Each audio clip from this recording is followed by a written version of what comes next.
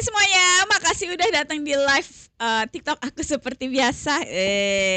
Ya Mbak Anggi bangun tidur masih loading ngantuk-ngantuk dikit ya sudah lah ya. Kita nikmati saja asik. ISG hari ini akhirnya sambil ngintip ISG Mbak Angginya. Berapa 0,2 ya? Ya 0,28%. Jadi naik terus uget-uget sekarang turun ya. Jadi sepertinya kita mulai kembali ke kenyataan. MDKA ngeluarin obligasi bagus nggak ya? Kalau saya terus terang tidak terlalu bukan fans beli obligasi secara langsung ke corporate ya. Karena kalau ada apa-apa ngurusnya susah gitu. Jadi saya kalau obligasi lebih senang di reksadana Kak. Jadi kalau di reksadana kan mereka sudah ngatur kan isi yang di reksadana obligasinya. Jadi saya tinggal terima beres aja. Kalau saya butuh duitnya saya tinggal nyairin gitu ya. Jadi begitu. Itu aja. Sejak Wowo ini nggak tahu obligasi kok jadi jelek ya. Saya nyimpen di reksadana obligasi merah mulu. Dua reksadana obligasi berbeda dan dua-duanya merah. Aduh capek deh. Kayaknya memang ini sedang harus banyak berdoa untuk Indonesia kayaknya ya. Anyway, ayo kita mulai dengan chart IISG. Yang mau nanya seperti biasa taruh aja di chat, nanti aku liatin satu-satu, oke? Tumben biasanya aku nggak ngomong begitu ya. Nggak apa-apa. Ayo kita lihat IISG. Hari ini IISG ditutup 0,2 ya. Ya ngambek. Kok ngambek sih? Oh Bang Hendra tuh, aku absen dulu tuh. Iya tuh Bang Hendra. Sekarang Bang Hendra ditanyain ini juga. Jangan salahkan Prabowo asik Kak. Kak belum ada rekomendasi belum buat swing nggak ada. Soalnya ya itu tadi. Aku masih menunggu IISG lebih stabil. Sekarang posisinya aku masih 100% cash. Untuk MDKA udah tadi ya. ADMR apa kabar ADMR? Kena satu pintu juga nggak sih ADMR? Oh sama aja. Lagi ditahan MA20 bulanan. Sebenarnya ini rada lumayan ADMR. Ini lagi di support sih Kak, support 1400-an. Coba lihat bulanannya. Ya hariannya. Oke, sini sebenarnya ADMR lumayan sih. Kita tunggu sampai akhir minggu ini gimana chartnya ini. Apa candlenya? Ini yang terakhir di sini ya. Apakah bisa hijau bagus gitu? Kalau bisa hijau bagus sih mungkin menarik. Soalnya 1400 ini support yang cukup kuat ya. Ada MA60 terus ini kan. Nah gini ya. Ini sebelumnya di bagian kiri sini nih. Ini kan support gitu ya. 1400 jadi mungkin menarik. Kita tunggu aja untuk ADMR-nya sampai Jumat depan. Gitu. Tapi kalau saya sih terus terang masih ya itu tadi aku belum beli apa-apa karena males dengan IISG-nya ya. Tadi kita mau lihat IISG belum jadi ya. Lihat IISG nah. Ya, jadi IISG kalau kita lihat bulanannya itu kan resisten terdekat 6.000 ya yang kemarin dijebol itu kan. Nih. Sebentar. Panjangin. Nah, kira-kira begini nih ya. Ini kita mau lihat apakah bisa kembali bertahan di atas 6.000. Masih wait and see sih. Kalau nanti kita lihat aja bagaimana kelanjutannya. Aku rasa untuk 3 minggu ke depan memang harus wait and see ya untuk IISG mau gimana. Ini kalau toh soalnya kalau toh misalnya 3 minggu hijau, ini sebelumnya juga begini kan. 3 minggu 1 bulan hijau, habis gitu merah lagi lanjutin penurunan gitu loh. Itu kenapa aku nunggu sampai ada candle hijau di bulanan tuh begitu. Kalau sampai ada candle hijau di bulanan harusnya tren kenaikannya sudah cukup stabil gitu loh. Selama belum ada ya aku wait and see dulu lah karena males kemarin udah Maret, April, Mei gitu ya dipikirkan trading dengan segala macam pendekatan. Kayak kemarin aku fokus di sektor energi gitu ya. Kemarin kan aku sempat bilang sektor yang bagus energi, basic material sama CPO. Ini tiga-tiganya bubar semua gara-gara kebijakan satu pintu. Habis gitu ya sekarang nggak tahu apa yang bagus gitu ya. Udah kita lihat aja mau gimana IISG-nya. Paling nggak kalau IISG-nya sudah lebih stabil harusnya akan lebih terlihat emiten-emiten yang menarik buat diserok. Kira-kira begitu. Jadi aku nggak mau terlalu maksain. Oh terus nanya yang TPIA tadi ya. TPA ini teman-teman itu tuh buat mainan doang di market ya, biasanya buat yang senang ala-ala scalping nih, ala-ala scalping gitu ya. Ini kalau menurut saya tinggal nunggu waktu doang, TPA nanti juga ke 1.000 gitu loh. Ini kalau secara tren teman-teman, no debat, ini udah downtrend gitu loh. Kalau MA 60 apa MA-nya udah kayak begini, kebuka begini kayak garpu, itu udah downtrend, nggak pakai debat. Gitu ya, apalagi jarak antar MA-nya ini semakin jauh kalau teman-teman lihat antara MA 20 sampai MA 60 ini tuh menandakan penurunan trennya tuh, harga tuh turunnya cepet gitu, zret gitu. Makanya ini kan kelihatan dia hiperbolik, di sini kan jatuh gitu ya harganya. Ini kalau kayak begini teman-teman, itu tuh harus dihindarin apapun yang terjadi. Bukannya terus kita ikut-ikutan main di ujung-ujung mantul-mantul dikit gitu ya. Ya walaupun kalau dilihat teman-teman ngelihatnya dari running trade memang kadang kenaikannya masif ya, bisa sehari 20% gitu kan, 22%. Itu kalau ngelihat chartnya gitu ya, itu bisa dilihat bahwa kenaikan 20% yang ini nih. Nih kayak begini doang candlenya gitu ya, itu dibanding setup yang lain secara keseluruhan itu kan nggak ada artinya kan, tetap aja ini tuh downtrend gitu loh. Jadi kalau menurut saya TPA ini udah nggak layak buat dikejar-kejar gitu loh. Kalau misalnya dinaikin 20% dan segala macam tuh sengaja, mereka emang pengen buang barang gitu kan harus ada orang yang masuk ke situ gitu ya. Jadi makanya biar kamu nggak kena dikerjain doang, nadahin orang mau keluar doang, udah dijauhin aja. Kalau udah strong downtrend kayak gitu tuh dijauhin aja. Bottom di berapa Bu? Bottomnya ISG itu nggak ada yang tahu bottomnya ISG di mana ya. Kak udah terlanjur beli harga 2013. Apa ini? 2013 apaan? Ini TPA. Ya 2013 tuh di mana? 2013. Oh di sini. Oh tadi ujung banget itu 2000 ya. Ya udah. Kakak beli planningnya mau gimana gitu. Kalau beli itu harus udah tahu mau stop loss di mana, TP-nya di mana gitu ya. Kalau 2013 ya kalau menurut saya udah cut loss saja mumpung masih sedikit gitu. Karena ini TPA pasti jatuh lagi kalau menurut saya ya. Tadi yang nanyain bottom IISG, bottom itu nggak ada yang tahu Kak. Bottom itu ketahuan kalau sudah naik, terus kita bisa ngomong tuh dulu bottomnya di situ gitu ya, terus harga berbalik gitu. Tapi kalau lagi jalanin market hari demi hari kayak begini, bulan demi bulan, itu kita nggak tahu bottomnya ada di mana gitu loh. Jadi tapi kalau ditanya tujuan koreksi selanjutnya kemana, dari kemarin saya udah bilang kan, saya udah siap mental kalau kita ke 4.500 ini yang paling, ini sebenarnya salah satu antisipasi paling ekstrim sih menurut saya, karena saya kesel dengan ISG-nya yang kayak begini, jadi saya mengambil estimasi terburuk gitu ya nih di 4.500 gitu. Ini kita mau lihat kan apakah kita bakal saya sih berharapnya teman-teman ini kita nggak nyampe 4.300 gitu ya. Saya berharapnya ini udah kita selesai paling rendah 5.300, terus ada candle hijau di sini gitu ya, terus udah kita cus naik ke atas gitu. Karena sebenarnya 4.500 itu yang bawah ini itu adalah level waktu kita COVID gitu kan, kayak penghinaan banget ya dunia. Nggak apa-apa masa kita bursanya balik ke waktu COVID gitu. Ada banyak pertimbangan, saya secara pribadi tidak pengen IISG-nya ada di 4.500. Satu itu zaman COVID, kedua kita ini kan emerging market gitu loh. Kalau ke 4.500 itu kayak frontier market gitu loh, marketnya menyusut gitu ya. Jadi saya sangat berharap sih kita nggak nyampe ke situ. Tapi saya sudah siap mental kalau IISG-nya ke 4.500, makanya saya sekarang posisinya 100% cash gitu sampai saya ya melihat sesuatu yang lebih menarik. Itu saya terus terang nggak tahu lagi kalau misalnya 4.500 jebol, terus bagaimana nanti nasib kita gitu ya, kita lihat saja nanti. Aduh, sore Mbak Anggi ada emiten bagus ke Mbak Anggi, Kak Hazelnut? Nggak tahu, aku belum lihat sama sekali.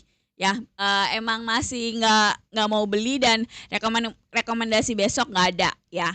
Saya udah bilang saya nggak pernah scalping, nggak pernah. Saya tuh tipenya swing trading gitu. Jadi tidak, kalau lagi kayak begini saya milih untuk santai-santai aja. Iya jauh banget gapnya dari harga atas. Iya, dan itu masih terus turun untuk TPIA tadi tuh ya. Apalagi nih BRPT ayam peluru, BCA. Ini banking ya teman-teman. Aku tahu lagi itu kan ada berita tuh buyback BCA ya, tanggal berapa, 11 sampai 15 buyback 5T apa ya gitu. Itu jangan terlalu dibawa euforia ya. Kalau menurut saya Kawil kok bisa arah ya, mungkin sahamnya kecil jadi bisa ditarik gitu ya. Jadi nggak perlu ngejar-ngejar arah kok kalau mau survive di stock market gitu ya. Anyway tadi yang BCA dulu. Jadi BCA itu secara prinsip tetap aja downtrend ya. Dia mau dibeli di buyback 5T juga menurut saya nggak ngaruh gitu loh, karena kan yang lepas kan lebih banyak, udah berapa puluh T, dan itu udah downtrend dari 2,5 tahun yang lalu si BCA, jadi bukan kemarin sore gitu loh. Ini buyback cuma kayak ya memperlambat situasi aja, tapi sebenarnya secara apa prinsip gitu ya, pergerakan BBCA nih ya tetap aja masih jatuh gitu ya. Kalau saya estimasi apa ini 5.000 nanti jebol gitu kan, terus nanti mungkin apa 4.500 lah gitu. Ini sangat mungkin 4.500 jebol gitu. Jadi aku belum melihat ada sesuatu yang menarik di BCA sih gitu ya. Hati-hati sama yang apa ngejar-ngejar BCA ya. Menurut saya ini udah mentok-mentok di 6.000 menurut saya BCA, habis gitu koreksi lagi. Sudah di MA20 kayak gitu itu tinggal melanjutkan kejatuhan, karena selama ini juga kalau koreksi balik ke MA20 tuh lihat. Ini 1 kali, 2 kali. Nah, ini 3 kali. Ini dari kapan nih? Dari Februari 2026. Jadi kenaikan sekarang ini udah mentok. Ya, udah mentok terus turun lagi gitu loh. Secara prinsip dia tetap downtrend ya. MA60-nya tuh lihat nggak tersentuh sama sekali, masih turun ke bawah kayak begini. Jangan dikejar-kejar dengan membabi buta gitu ya. Hanya percaya karena dia BCA gitu. Karena balik lagi nama besar itu tidak menjamin keuntungan. Kalau kamu beli nama besar ngandelin misal perusahaannya bagus gitu ya, tapi momentumnya salah, tetap aja buluk. Saham Pak PP yang bagus buat akumulasi apakah? Nggak ada, saya sendiri bukan fansnya PP ya. Terus secara tren PP tuh udah jelek semua, jadi netizen tolong move on, nggak usah ngejar-ngejar PP ya. Ini tadi yang nanya BRPT. BRPT ini lagi konsolidasi antara level 1.400 sampai 2.400. Menurut saya sih belum menunjukkan penguatan yang berarti ya. Saya lebih cenderung jebol ke bawah, nanti 1.200-nya jebol. Ini tinggal nunggu aja. Kalau 1.200-nya jebol ya nanti paling melanjutkan penurunan terus di bawah 1.000. Menurut saya sih nggak worth it buat dikejar-kejar ya BRPT. Masih jauh dari dari kelihatan uptrend gitu. Saham apa yang bullish Kak? Pusing cari saham hampir bearish semua. Ya kalau ISG-nya kayak gini teman-teman, itu otomatis bearish semua. Memang sudah selayaknya seperti itu.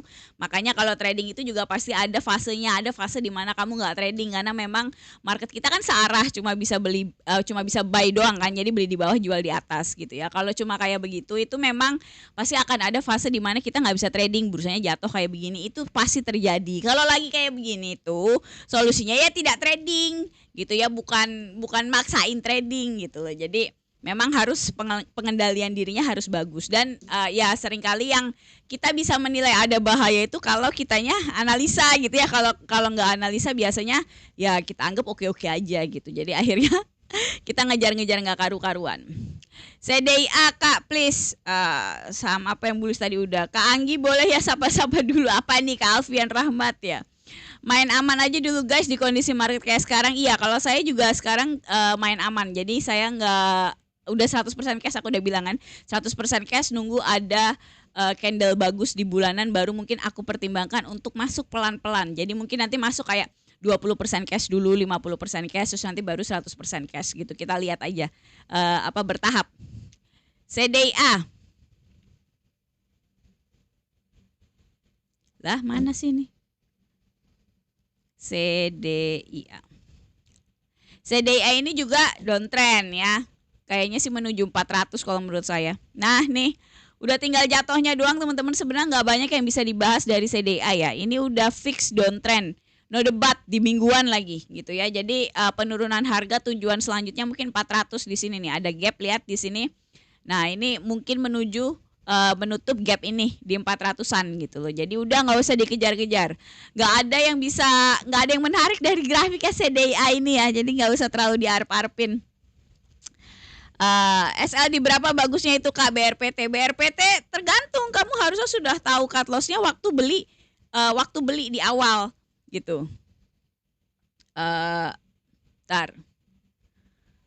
Kalau ini sih masih, kalau mau pertahanan terakhir BRPT itu di bawah 1.200 nih. Kalau 1.200-nya jebol di sini, nah itu udah cut loss aja gitu. Tapi harusnya kamu sudah tahu mau cut loss di berapa, karena itu menentukan nilai masuk kamu gitu loh, entry pointnya mau di berapa gitu. Itu cut lossnya kan harus dipertimbangkan akan berapa persen gitu. Jadi jangan masuk dulu nanti turun baru ya ternyata cut loss, jangan begitu ya. Kalau begitu nanti kamu nggak tahu pada saat beli itu resikonya berapa, resiko maksimalnya. Kira-kira begitu ya. Kak Anggi bahas IHSG masih strong nggak? Enggak lah, siapa yang bilang IHSG strong ya. 2 hari kemarin itu cuma kayak ya euforia lah karena didorong banyak berita bagus gitu kan. Ada 4 kemarin kan berita bagusnya, BI Rate, berita buyback, terus gosip ganti Menkyu, sama satunya aku lupa gitu ya. Nah tapi secara prinsip dia tetap nggak kemana-mana. Maksudnya IHSG-nya masih banyak PR-nya IHSG gitu, masih jauh dari kita bersorak-sorai kayak begini. Ini market bisanya scalping, cari-cari pullback, iya. Dan menurut saya itu nggak worth it gitu. Kalau saya nggak suka nyari-nyari pullback kayak begitu, karena ya malesin aja.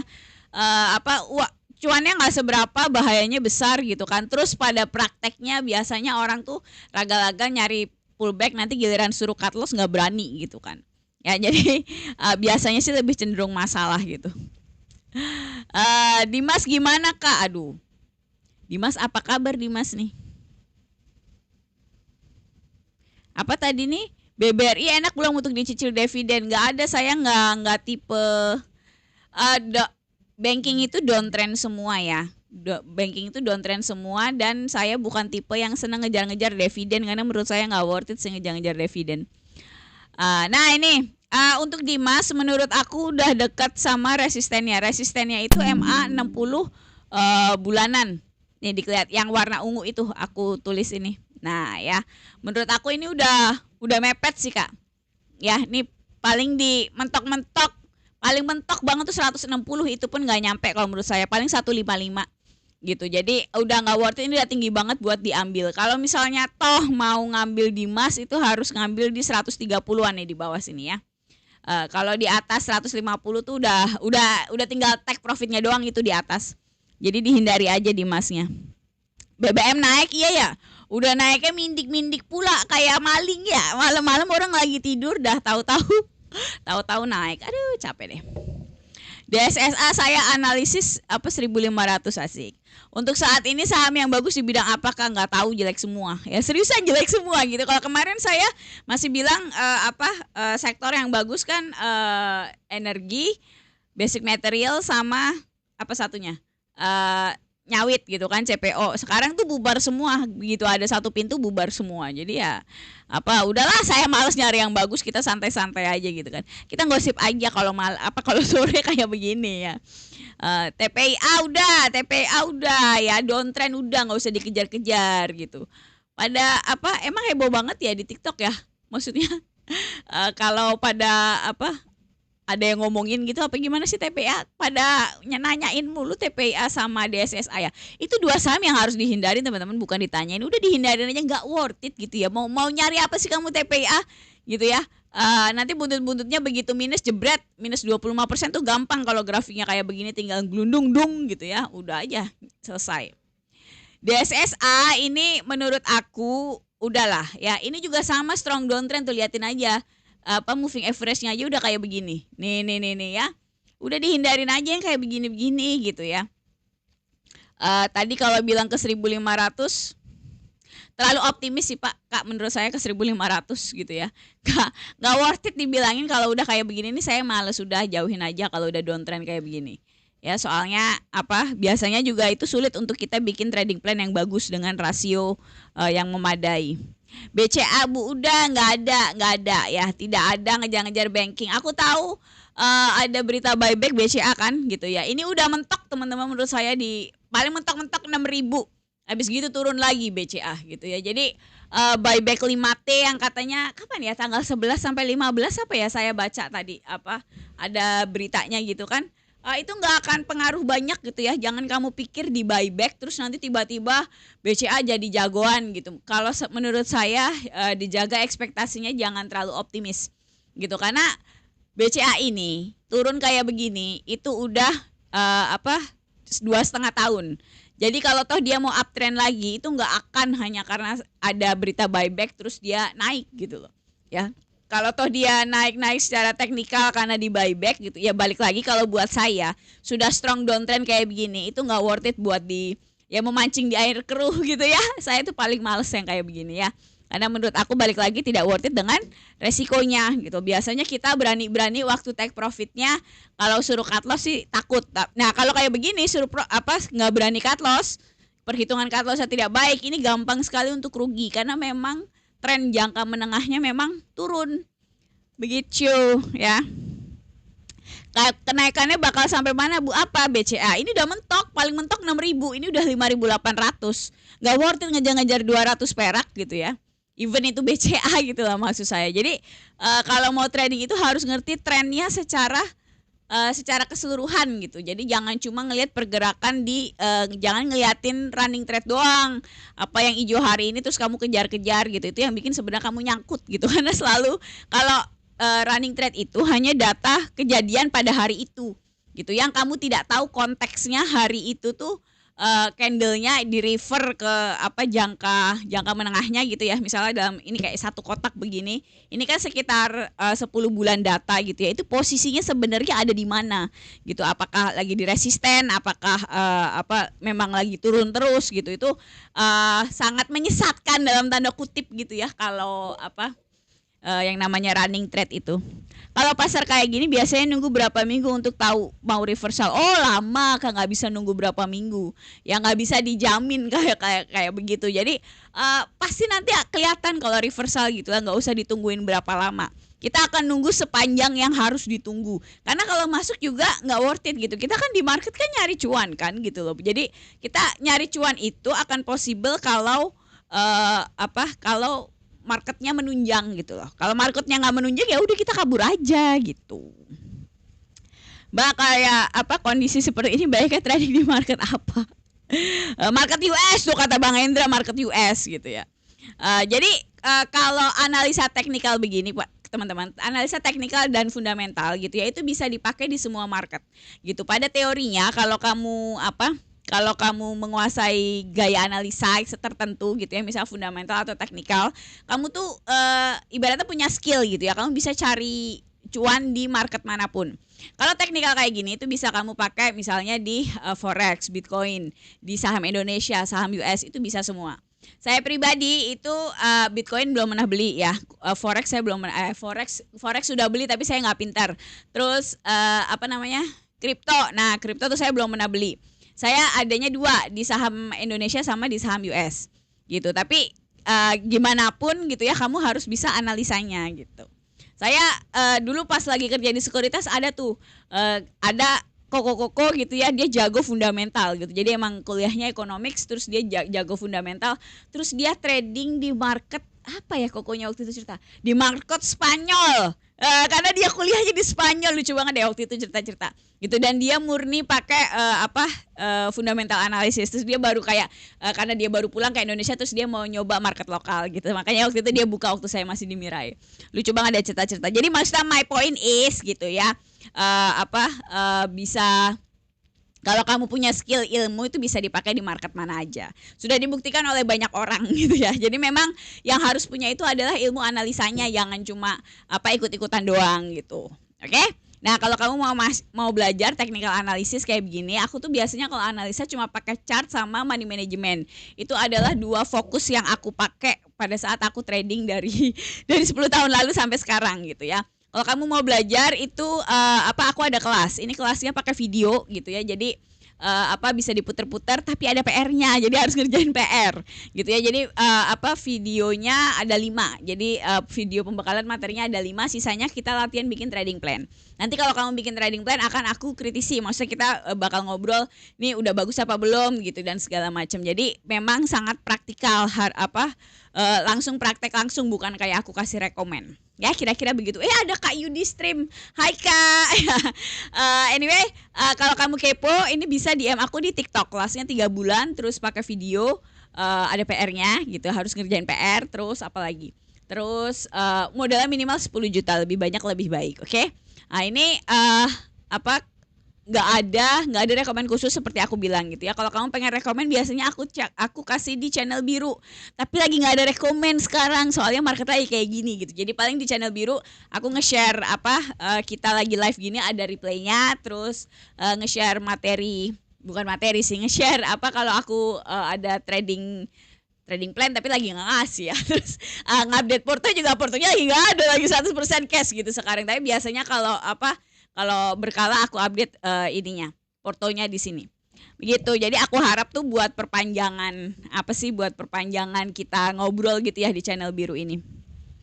Uji kesabaran berarti kan di pasar yang nggak jelas kayak gini daripada beli tapi turun, betul gitu loh. Dan memutuskan tidak trading itu adalah juga strategi trading gitu loh teman-teman. Berarti kamu tahu marketnya bahaya. Kalau menurut perhitunganmu lebih banyak resikonya daripada cuannya, yang kamu lakukan adalah mundur. Itu yang dilakukan trader profesional gitu, bukan yang drojong maju terus gitu tanpa ada tujuan yang jelas gitu ya. Jadi memang harus bisa mengendalikan diri dengan baik di saat-saat market, ya nggak di saat market kayak gini juga sih, di saat market apapun. Kalau marketnya lagi bullish, lagi bagus kayak tahun kemarin kayak Juni sampai Desember tuh kan lagi bagus banget kan gitu ya. Itu kamu juga harus bisa mengendalikan diri supaya tidak over trading gitu. Jadi memang pengendalian diri itu adalah kunci kalau di market.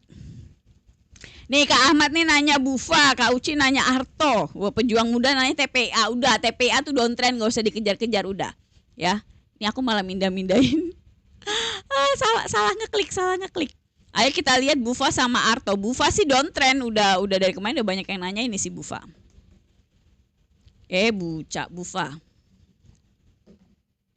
Nah, Bufa ini udah downtrend kayak begini ya, udah kelihatan kan setup moving average-nya.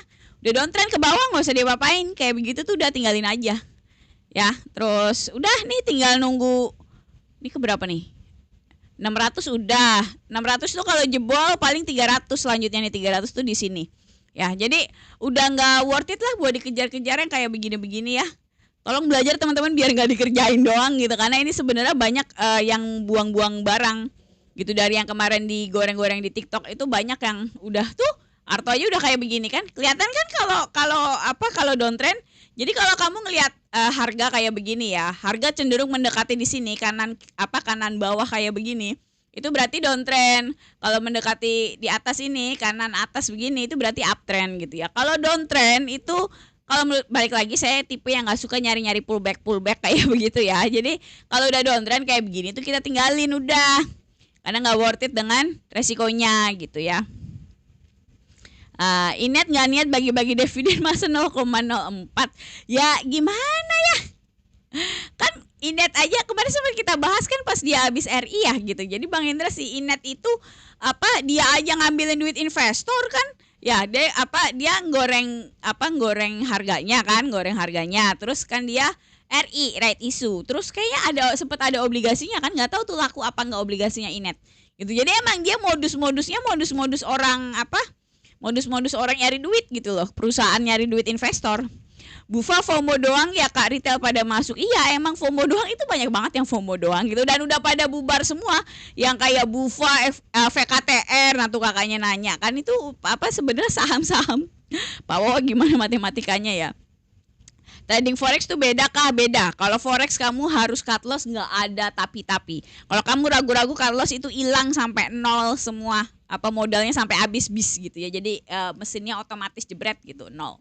Gitu. Jadi harus hati-hati sekali. Saya sih amat sangat menyarankan untuk forex dan Bitcoin itu kalau kamu nggak bisa analisa dengan baik, yang nggak cuma sok-sokan kamu pikir kamu ngerti, tapi benar-benar analisa dengan baik, itu nggak usah macam-macam lah gitu. Karena kalau di saham kamu nyangkut gitu ya, kamu masih pegang sahamnya ya, kecuali itu kita kena dia listing gitu ya, amit-amit ya, itu mah derita lu. Tapi pada prinsipnya kamu masih punya aset. Tapi kalau forex terutama gitu ya, kalau udah margin call itu hilang beneran, nggak pakai debat gitu ya. Jadi tolong jangan yang unyu-unyu belum ngerti kanan kiri cuma sekedar mencet-mencet doang, tolong hati-hati, nggak usah di forex dulu, oke? Apalagi nih VKTR, apa kabar VKTR? Kepo. Tar. VKTR. Nah.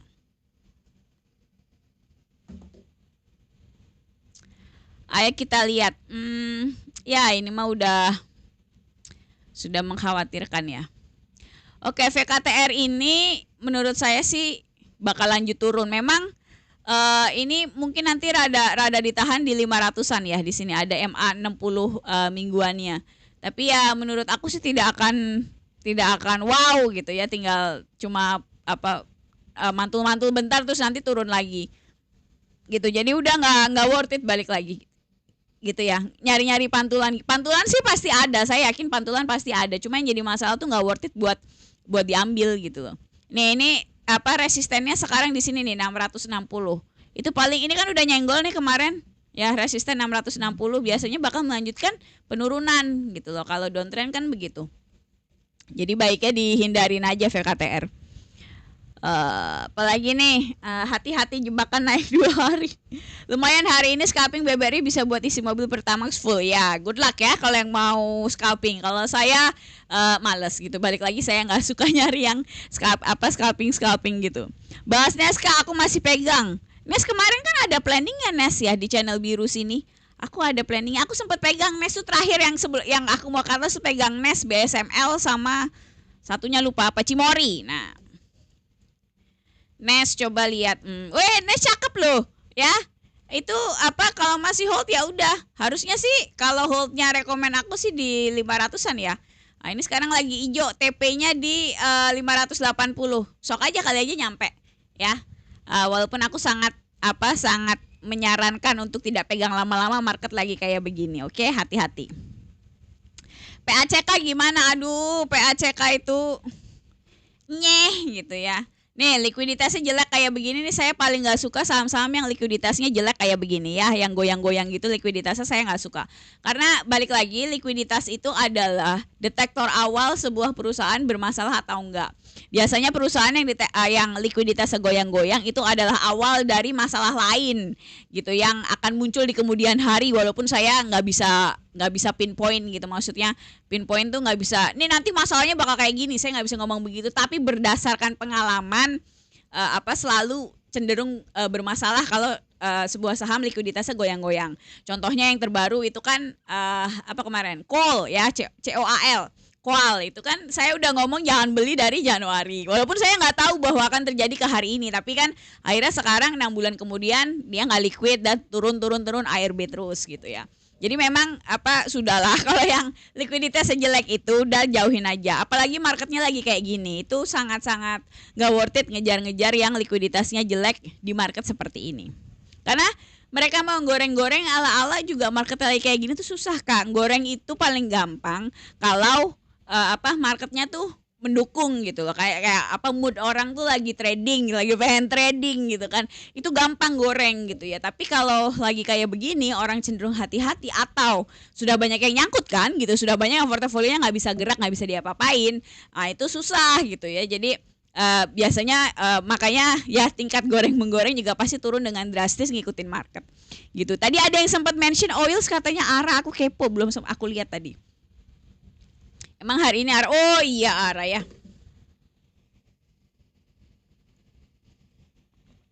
Tapi jangan dikejar teman-teman. Yang kayak begini-begini si oils ini.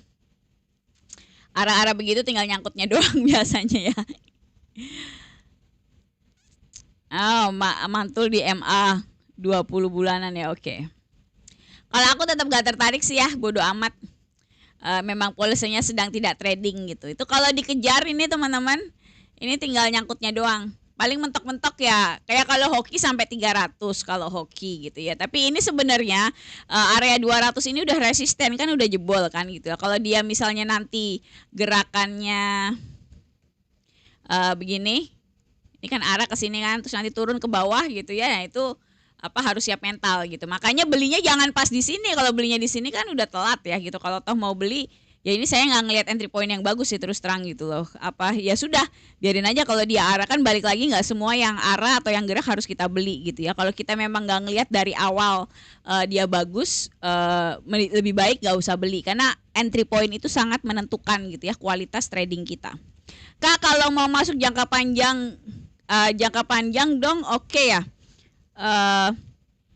Jadi aku ini teman-teman tipe yang nggak percaya sama jangka panjang untuk IHSG. gitu ya. Jadi aku nggak pernah beli saham untuk jangka panjang seumur umur gitu ya.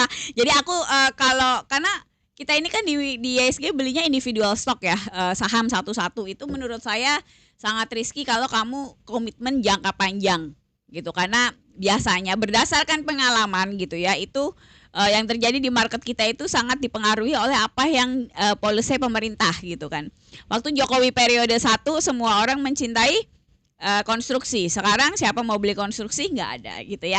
Even misalnya banking kayak kuartet banking kita gitu kan, si BCA, BRI, BNI, Mandiri, itu saya 2,5 tahun terakhir ini kan minus gitu ya, turun downtrend gitu. Jadi saya nggak confident saja terus terang sama individual stock di Indonesia untuk kamu beli long term tanpa kamu ngerti konteksnya gitu ya. Misalnya mau ngapain, kecuali kamu misalnya udah ngitung fundamentalnya terus menurut kamu bagus, itu no comment lah. Tapi kalau buat saya nggak nyaman aja gitu ya, maksudnya untuk beli long term di Indonesia.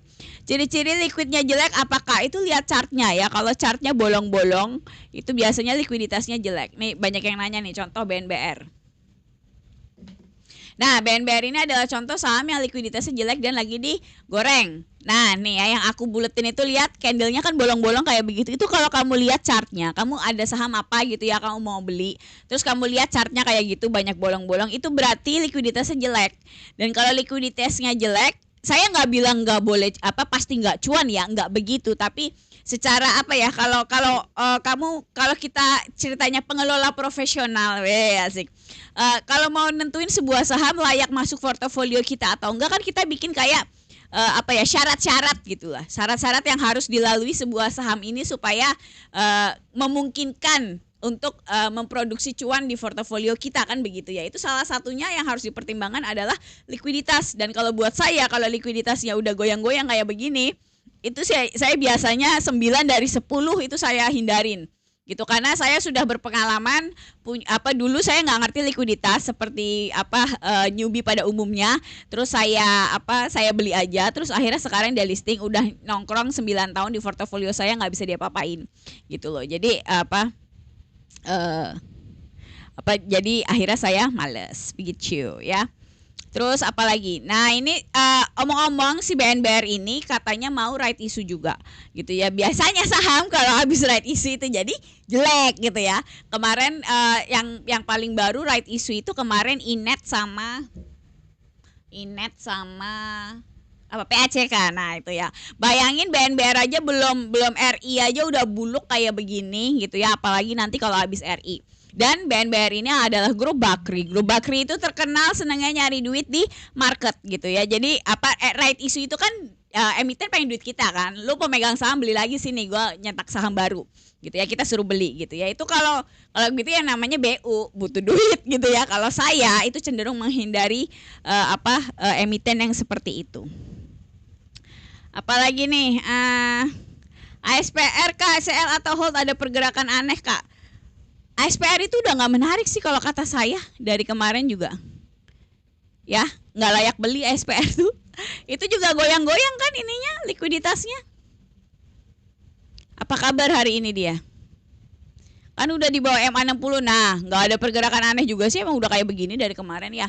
Nih lihat ASPR kan juga jelek tuh likuiditasnya tuh ya, banyak garis-garisnya kayak begitu ya, itu kena suspend kemarin. Kalau emiten kena suspend itu pasti likuiditasnya jadi jelek karena nggak ada transaksi gitu kan. Dan saya tidak suka emiten yang berperilaku seperti itu. Karena kalau kita beli pas kena suspend itu nanti duit kita masuk di situ nggak bisa diapa-apain, udah selesai lah gitu kan. Kita nggak tahu tuh ujungnya bagaimana gitu ya. Jadi likuiditas yang goyang-goyang itu biasanya ujung-ujungnya memang kena suspend dengan apapun ceritanya gitu ya. Nanti kalau sudah kena suspend biasanya nggak tahu kenapa yang tukang suspend begitu biasanya juga kalau bikin laporan keuangan nanti telat gitu. Nanti akumulasi sekian tahun buntu-buntu nanti ada aja yang delisting. Walaupun ini jarang, tapi secara umum buat kebutuhan kita trading itu kalau perusahaannya udah sering suspend kayak begitu itu mengesalkan karena akhirnya analisanya susah, datanya bolong-bolong. Nah begitu. Kak Anggi, aku nyangkut WMUU 65. Saya kan udah bilang WMUU itu nggak boleh dibeli, likuiditasnya goyang-goyang. Aduh, Bang Baim kayak sering nanya deh WMUU, saya inget kok gitu ya. Udah dibilang jangan beli, jangan beli. Nah, ini WMU nih juga sekarang gerak kan di 60 apa 50 kayak gini, nggak tahu nih bisa jebol apa enggak.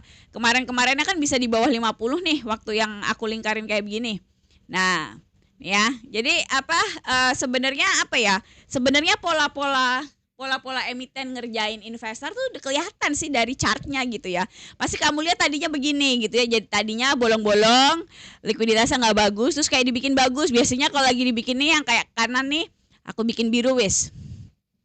Nah, kalau pas dibikin lagi kayak biru gitu ya, candlenya bagus-bagus gitu, itu biasanya banyak berita positif, apapun beritanya itu gitu ya. Terus mungkin banyak yang ngomongin di sosmed gitu, terus di running thread itu rame. Itu biasa kayak begitu. Kadang dikasih arah gitu ya, biar heboh kan, biar orang notice apa tuh yang arah, apa tuh yang arah gitu ya.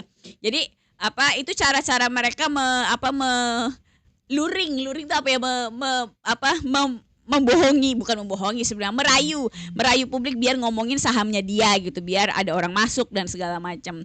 Nanti buntut-buntutnya mah dikerjain kan kayak begini, gerak di 50 gitu ya. Jadi memang kitanya yang harus pinter di awal.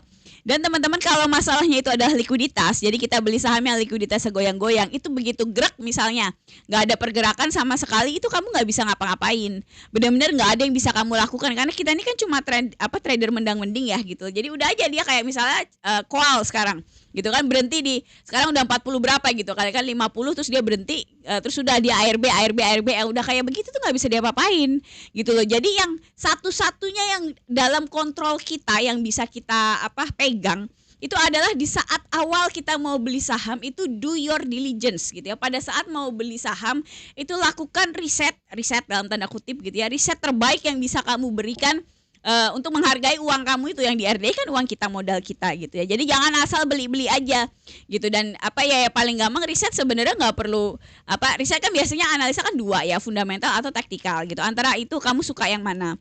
Kalau saya senangnya teknikal gitu, karena menurut saya lebih simpel. Kalau fundamental itu aroma akuntansinya lekoh sekali gitu ya. Jadi karena akuntansi rada blow on gitu, dan aku tidak sabar dengan Excelnya gitu, karena kalau fundamental tuh pasti ngitung di Excel, ngolah data untuk nyari harga wajar perusahaan.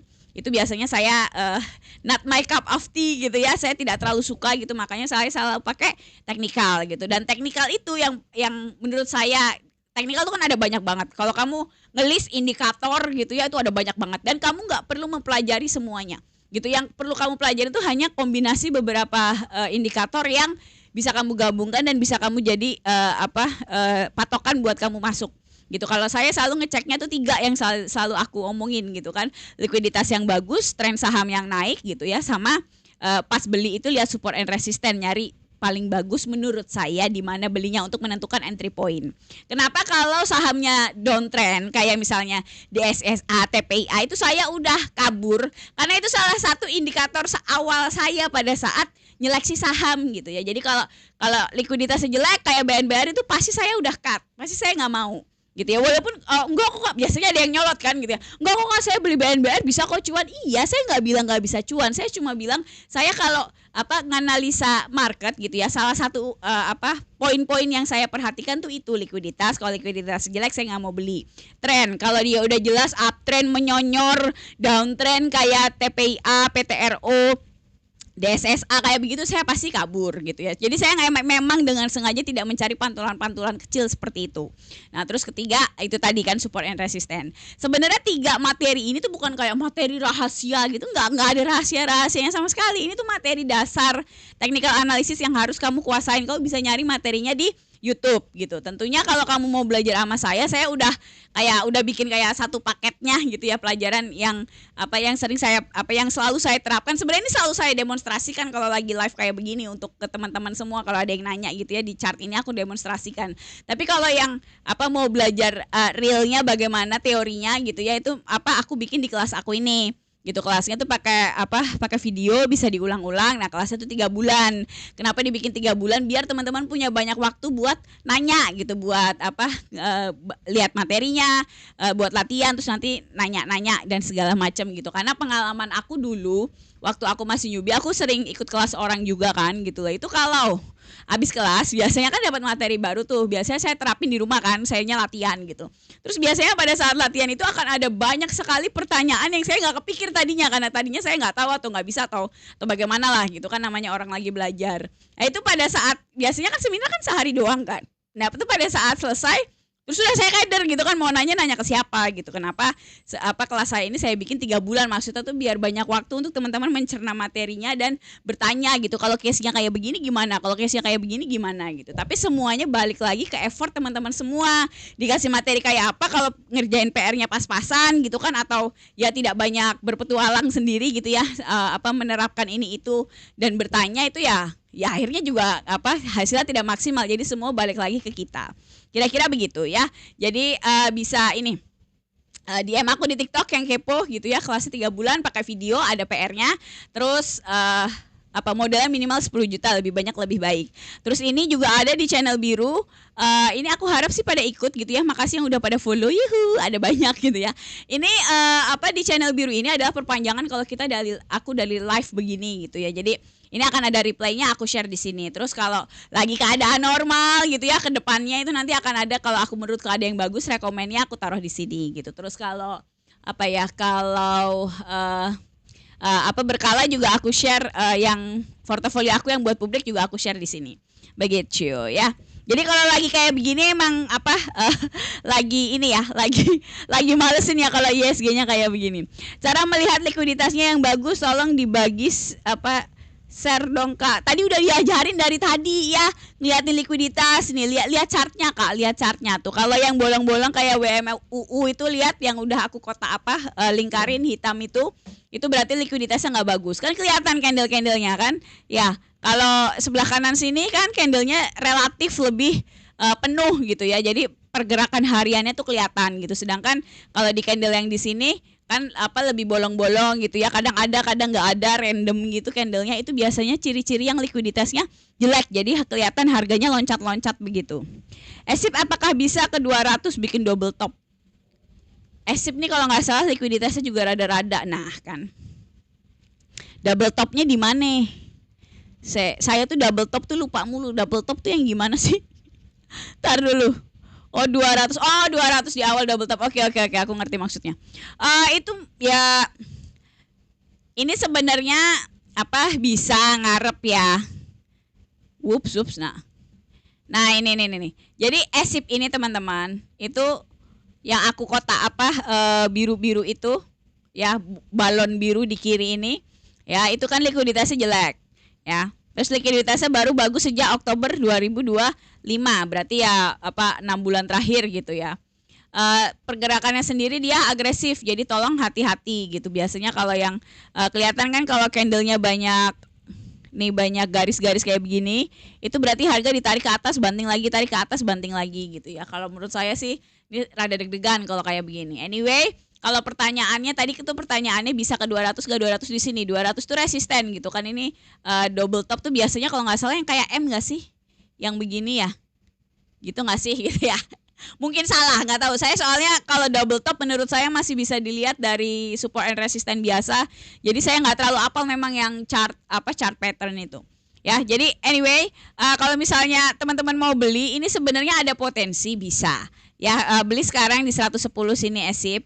Stop loss-nya di 80 di atas sini. Nanti TP-nya mungkin nggak nyampe 200 lah Kak. Di 175-an saya pikir sudah cukup tinggi, atau 160. Kita konservatif dulu. Gitu, itu menurut saya bisa. Ya, ada kemungkinan gitu. Kalau kamu nyalinya nyampe trading sekarang, ini ESIP boleh tuh ya. Beli di harga besok pagi kamu beli, stop loss-nya 80, TP-nya 175-an. Itu kayaknya dapat 1:2 ya. Resiko sama resiko sama rewardnya 1:2 kayaknya nyampe. BSML gimana Kak? Aku masih pegang. Ini sih masih uptrend kalau nggak salah. Nah ya, masih bagus sih harusnya ya. Kalau mikirin begini sebenarnya nyesel juga, harusnya kemarin nggak saya lepas ya BSML, cuma sayanya sudah secara psikologi itu saya lelah gitu ya sama ISG, makanya pengen mundur dulu gitu. Biasanya kalau nurutin penasaran, saya juga sebenarnya orangnya penasaran dan suka tantangan. Jadi makin marketnya susah, sebenarnya saya tuh makin semangat gitu ya, kayak asik nih nyari yang potensi mana nih gitu.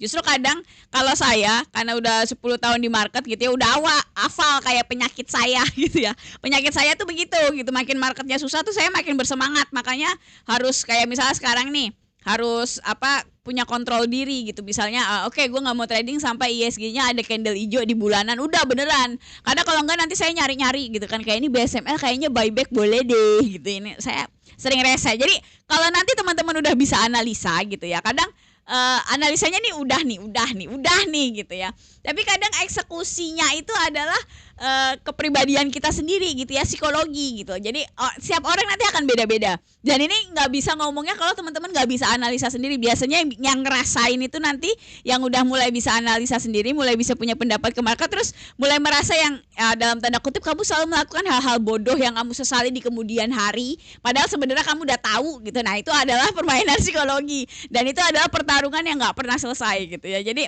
kalau nanti udah bisa analisa sedikit-sedikit gitu ya, pada akhirnya nanti kalau trading itu psikologi. Kayak ini sekarang misalnya market kayak begini nih. Ini kalau saya ya karena saya udah lama di market jadi sudah tahu diri kekurangan saya itu gitu ya. Saya suka tantangan. Jadi kadang kalau susah kayak begini saya malah tertantang, ayo trading lagi kalau perlu nambah modal gitu kan. Nah, itu kadang kalau tidak dikendalikan bisa mess up gitu ya, bisa kacau gitu. Makanya saya lebih milih udah nggak trading, nggak boleh asal nambah modal begitu gitu. Bukan masalah lu punya duit apa nggak punya duit, cuma masalahnya itu attitude-nya tolong diperbaiki Mbak Anggi gitu ya. Karena saya sudah lama sudah tahu diri gitu ya.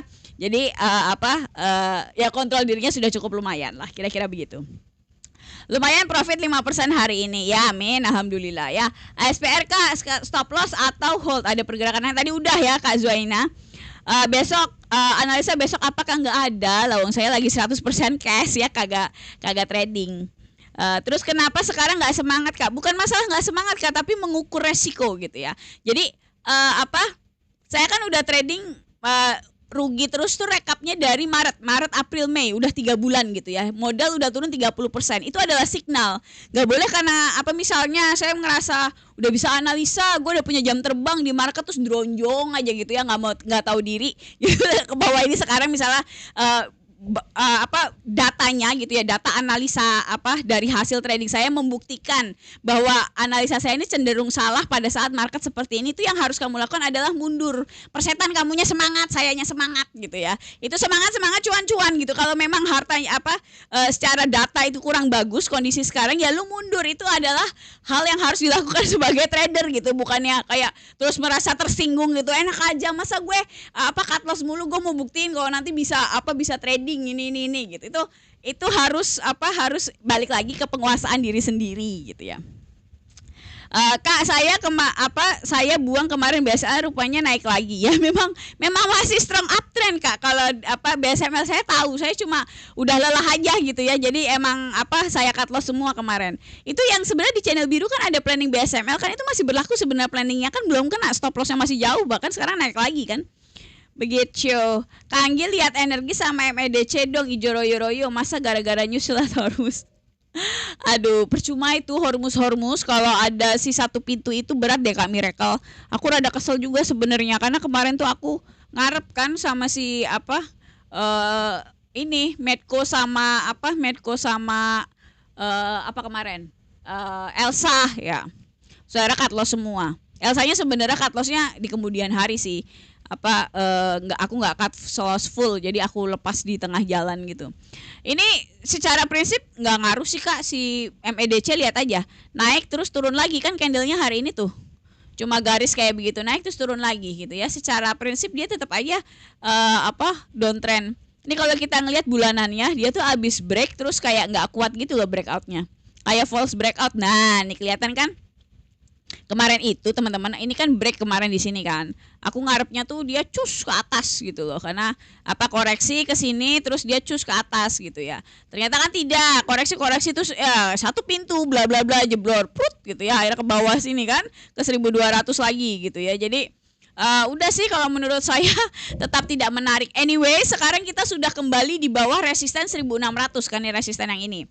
Ya, jadi kalau teman-teman bikin planning MEDC itu harus TP-nya, take profit-nya harus sebelum 1.600 karena ini adalah kembali menjadi resisten yang resisten all time high yang belum bisa ditembus secara konsisten. Ini cuma nembus 3 bulan habis gitu nggak kuat turun lagi. Jadi kayak false breakout saya anggapnya gitu ya. Jadi 1600-nya ini tetap harus dihormati menurut saya MEDC gitu ya, harus hati-hati.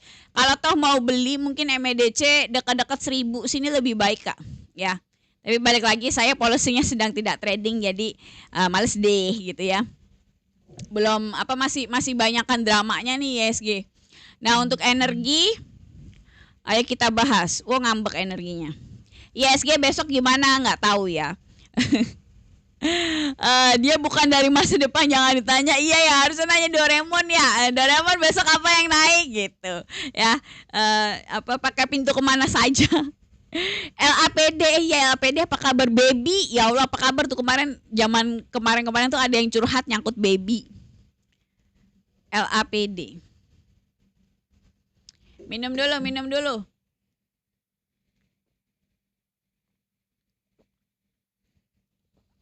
Nih ya, LAPD ini contoh saham yang kamu harus hati-hati. Lihat.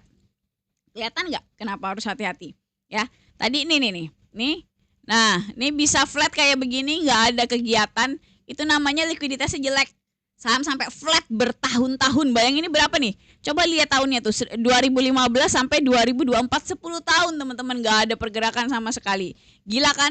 Gitu loh. Jadi ini benar-benar bukan untuk jiwa-jiwa yang lemah gitu ya. Saya pribadi kalau sudah terlalu ekstrim kayak begini saya cenderung menghindari sih.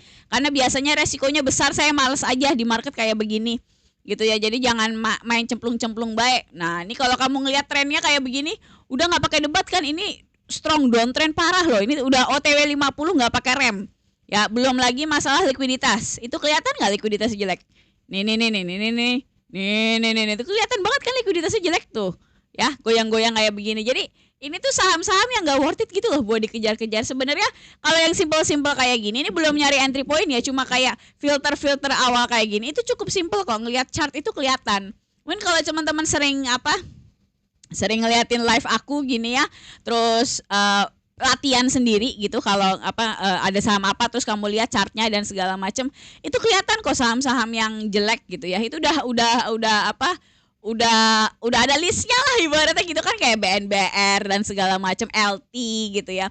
Itu pasti nanti banyak yang bermasalah lah beli saham-saham kayak begitu ya. Jadi baiknya dihindari aja, oke? Kak Octavia nih udah nongol, hai gitu, merah tipis nih Kak. Iya, mulai menunjukkan ini, mulai bikin deg-degan Mas. Deg-degan Kak ya? Kemarin kan 2 hari kan wow gitu ya, hijau. Sekarang udah wik gitu, udah balik lagi ke awal-awal tipis-tipis aloha gitu ya. Entahlah ini nanti jadi tipis menyonyor atau enggak gitu, kita lihat saja nanti gitu ya.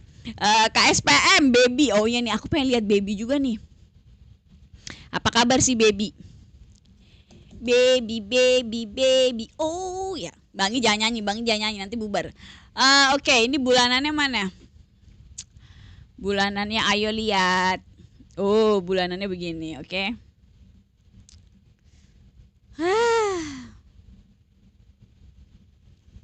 Ini menurutku gedean resikonya sih ya.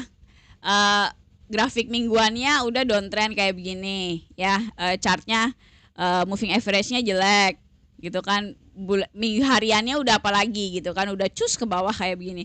Menurut aku sih udah nggak worth it ya si baby ini. Ini biasa kan hari ini mungkin naik banyak kayak dari kemarinnya ya. Oh, hari ini naik 25% ya. 23%. Oke. Poinnya sih ini memang dibikin naik-naik kayak begini biasa buat menipu orang gitu ya. Secara setup sih dia udah jelek kasih baby ini. Jadi nggak usah dikejar-kejar lah si baby ini. Kok Octavian, aku tadi profit 5% di banking malah dihajar antem sama AMMN. Suka banget ya pembawaannya, kayak excited banget bang ini. Sebenarnya bukan excited sih, saya tuh ini. Kalau kata bapak saya tuh, tahu yang orang Jawa kemerewek, katanya kalau ngomong tuh gitu. Jadi ya begitulah. Hai, join my fans club. Kak itu pakai sekuritas apa? Ini pakai Trading View, dan Trading View-nya dari Philip Sekuritas. Gitu, kebanyakan pada pakai Trading View semua kok Kak. Yang ikut kelas aku ini kan banyak ya, ada pakai Stockbit, ada Mandiri Sekuritas, pokoknya segala macam kecuali Mirai. Itu kalau Mirai nggak pakai trading view kayak gini. Kebanyakan pakai trading view kok yang bagus. Jadi maksudnya setupnya sama kan gitu ya, letak-letak tombolnya dan segala macam. Dan trading view ini udah standar internasional gitu. Trading view-nya yang dari Sekuritas aja ya, nggak usah dari tradingview.com. Kalau dari tradingview.com tuh harus bayar. Kalau yang gratis cuma bisa dua indikator doang. Sayang, kita gretongan aja ya. Nih Kak, padi sama true nih. True ini masuk yang likuiditas segoyang-goyang juga. Tuh ya. Udah kelihatan kan? Emang likuiditas sejelek. Nah, ini kalau likuiditas jelek kayak gini udah dihindari gitu. Jadi sebenarnya saham-saham yang terus terang aja yang banyak diomongin di TikTok itu banyak juga yang likuiditasnya goyang-goyang kayak begini. Jadi begitu kamu tahu tuh kamu udah tahu ngindarinnya gimana, udah tinggal oh ya udah likuiditasnya jelek udah nggak usah beli gitu kan udah. Enak sih trading view lebih enak gitu setting-settingnya. Iya emang lumayan. Bagi orang Jawa ya, iya saya orang Jawa yang sering pura-pura nggak bisa bahasa Jawa. Ya soalnya waktu jadi saya waktu kecil di Jogja terus ada pelajaran bahasa Jawa. Saya lahir di Jakarta tapi sempat lama di Jogja jadi bisa bahasa Jawa. Yang jadi masalah adalah saya nggak bisa Jawa kromo gitu. Jadi saya seringnya pura-pura tidak bisa bahasa Jawa. ISG turun saya diam, dolar naik saya juga diam. Tapi kali ini saya katakan saya akan serok hati-hati serok ya guys. Apakah ISG sudah selesai technical reboundnya? Nah ini bisa jadi Kak Octavian ya. Kita lihat aja tuh si ISG. Apakah dia beneran bisa bertahan di 6 ribuan gitu? Kayaknya sih berat. Lihat besok deh, besok hari apa? Oh besok Jumat pula gitu ya. Lihat besok sama minggu depan lihat gimana. Kalau minggu depan candlenya merah ya biasanya paling melemah lagi gitu ya. MTK Mbak Anggi cek dong. MTK apa kabar MTK? Kayaknya dia melemah deh MTK. Waktu itu ditahan. Nah tuh kan bener kan. Udah nih MTK OTW 400 Kak. Nggak pakai lama. Tungguin aja tuh MTK. Ya Kak, ini terakhir resistennya itu terakhir di sini nih. 750 dah sama temen ya, 750-an nih di sini. Itu terakhir udah jebol kan? Jebolnya kapan nih? Mei 2026. Ya, di sini jebolnya. Udah lurus aja dia turun. Kayaknya sih OTW 400 kalau ngelihat bulanannya ya. Oh, ini mingguan juga kelihatan nih. Tuh. 400 tuh di sini kira-kira nih di sini ya. Udah tinggal nyampainya doang tuh. Nah, kira-kira itu udah di depan mata gitu ya. Udah dihindarin aja lah si MTK ini. Apakah ISG sudah selesai technical rebound ya? Udah tadi ya Kak, Kak Octavian. Elsa gimana? Bumi gimana? Euro. Euro tuh ini ya. Ada ya saya euro lucu banget sih. Ayo kita lihat. Oh, bulanannya begini. Ini kayaknya likuiditas jelek dah. Nah tuh kan ada aku bulut-bulutin. Nah, ya likuiditasnya jelek. Nih di atas juga likuiditasnya ada goyang-goyang gini kan. Jadi memang kalau yang likuiditasnya tidak stabil tuh emang rada-rada ya. Ini kayaknya euro koreksi nih 750 nih ke sini ya. Ditunggu aja. Kayaknya sih tinggal nyampainya doang tuh. Kalau ke 750 kan turun 50%-an kan, sekarang 1400-an. Jadi udah dihindari aja euro ya. Ini juga likuiditasnya rada goyang-goyang. Ini sebelum naik begini likuiditasnya gimana? Oh, rada lumayan sebenarnya ya sebelum naik. Ini risky lah untuk market-market kayak sekarang ya. ISG-nya kayak sekarang dihindarin aja teman-teman. Si euro ini. Peningnya kepalaku iya sih cuma uang dingin, tapi kalau lihat porto merah gini ya panas dingin. Iya, kata bukan Bang Hendra, siapa yang ngomong ya? Kaeka mana nih Kaeka lagi galau kayaknya. Kaeka lagi jarang komen kalau saya live gitu ya. Itu Kaeka bilang iya kalau di saham tuh uang dingin, tapi uang dingin kalau dimasukin saham jadi jadi panas dingin gitu ya. Jadi emang harus hati-hati. Dolarnya balik lagi ke 800.000 BTW Kak gitu. Sangat mungkin gitu. Jadi maksudnya gini, dolar itu naik kemarin itu kan euforia seperti market kita kemarin kan yang naik 9% 2 hari ya, 7% sama 2,5% gitu ya. Maksudnya itu tidak mengubah fakta bahwa banyak masalah yang belum terselesaikan dengan baik kan begitu kan sebenarnya ya. Yang men-trigger market kayak sekarang ini kan sebenarnya ketidakpercayaan investor. Kamu dan saya apalagi asing gitu ya. Kita yang menang-mending aja kagak percaya apalagi asing yang duitnya banyak gitu kan. Nah, itu jadi menurut saya masalah intinya masih banyak yang belum tersentuh gitu kan, kayak misalnya masalah MBG. Oke lah, Pak Dadannya diganti bla bla bla. Tapi sebenarnya kan ini kita bukan hatersnya Pak Dadan kan, masalahnya bukan itu gitu loh. Ya masalahnya kan program ini visible apa enggak aja orang tuh nggak percaya gitu loh, iya kan? Sebenarnya kan masalahnya itu dilihat dari MBG ini fiskal kita jadi bermasalah gitu kan. Akhirnya pertanyaan, akhirnya kemana-mana tuh narasinya kan. Latuhihin bilang dolarnya 22.000 lah, 98 keulang lah, ditambah ada faktor El Nino, bla bla bla segala macam. Jadi akhirnya kemana-mana gitu ya. Jadi ya kalau saya sih terus terang tidak terlalu tidak terlalu begitu ya. Jadi udah kayak pasrah aja, maksudnya pasrah dalam artian lihat aja nanti gimana gitu ya. Udah tidak terlalu kayak ISG hijau terus naik begini. Jangan terlalu mudah tergombali lah ya. Ya kita gimana sih? Baru juga kemarin malam-malam kita lagi tidur kan, saya baca konten orang ada gitu kan. Orang tuh malam sholat tahajud, ini mah malam-malam naikin BBM gitu.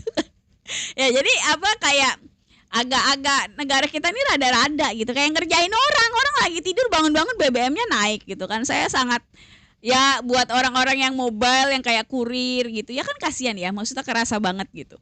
Kalau yang berduit sih temen lah gitu kan, yang kerasa yang pas-pasan gitu kan kasihan. Dan nanti akhirnya kita semua juga bakal menanggung akibatnya kan, harga-harga bakal tambah mahal gitu ya. Jadinya ya begitulah. BSML Kak, tadi udah BSML-nya kan masih uptrend BSML. Itu sebenarnya kalau mau masuk BSML bisa sih ya. BSML nih rada lumayan sebenarnya BSML, kalau mau masuk bisa tuh ya si BSML. Apa saya masuk ya tuh kan,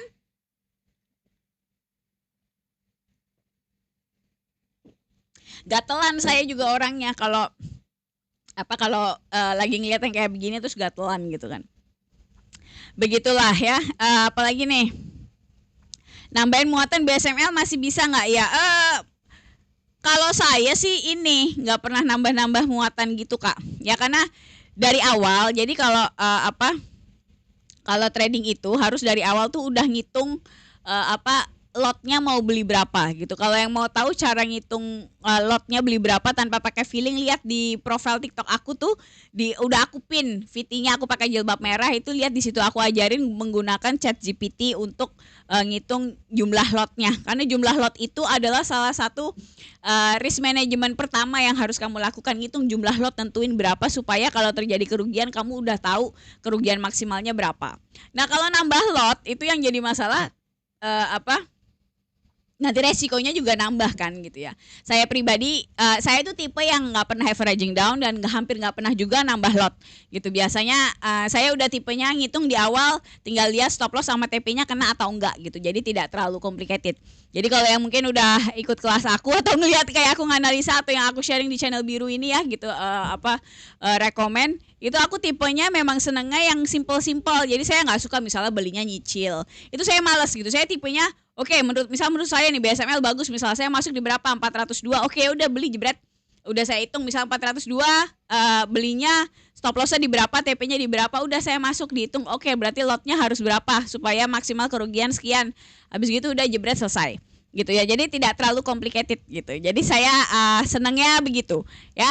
Kalau yang mau belajar teman-teman pakai technical analysis dan ya cara belajar cara trading yang simple dengan risk yang terkendali, bisa ikut kelas aku gitu ya. Karena aku tuh punya prinsip dan ya pengalaman mengajarkan bahwa kalau kamu bisa mengendalikan risk itu nanti cuannya bakal ngikut sendiri. Tapi kalau kamu ngejar-ngejar cuan itu biasanya nanti risknya kebobolan, resikonya kebobolan sangat mungkin, pasti udah banyak nih yang ngerasain gitu kan.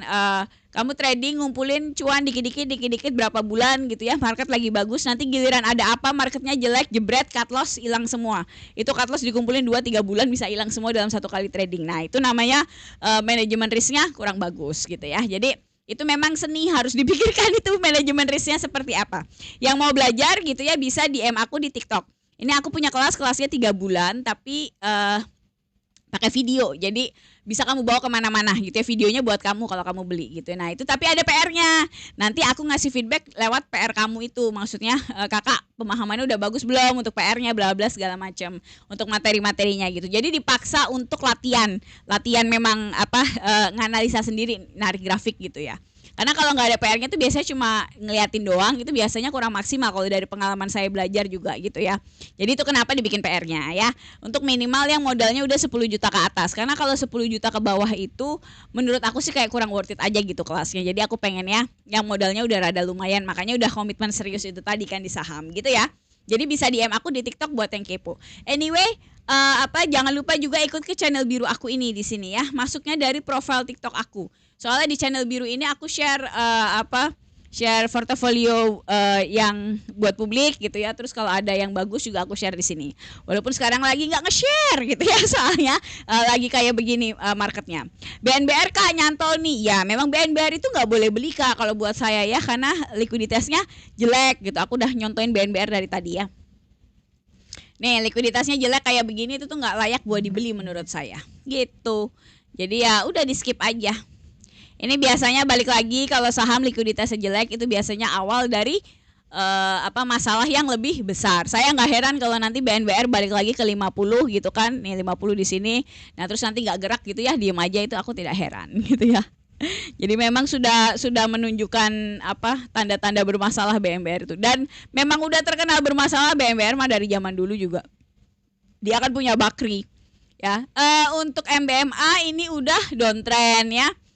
Jangan dikejar-kejar kalau yang udah downtrend. Nih kayak begini. Ini ya menurutku bakal melanjutkan penurunan sih. Ke 300 ya, OTW 300 si MBMA ini. Jadi sangat nggak menarik buat diserok. Nih, ini udah tinggal nunggu jatuhnya doang ya. Jadi ditunggu aja. Ini sekarang lagi ditahan 400 nih. 400 tuh di sini. Ya, tapi ini kayaknya sih nggak bertahan lama menurut saya. Nanti juga tembus ke 300 di bawah sini. Ya, jadi nggak worth it buat diambil, udah MBMA-nya di skip aja. Pantau saham Nine, asik ya. Emang Nine bagus, coba lihat. Perasaan kemarin lihat tuh rada nggak bagus likuiditasnya. Nah, tuh kan bener. Udah aku lingkar-lingkarin gitu, likuiditasnya jelek ya. Anyway, ini trennya udah turun kayak begini.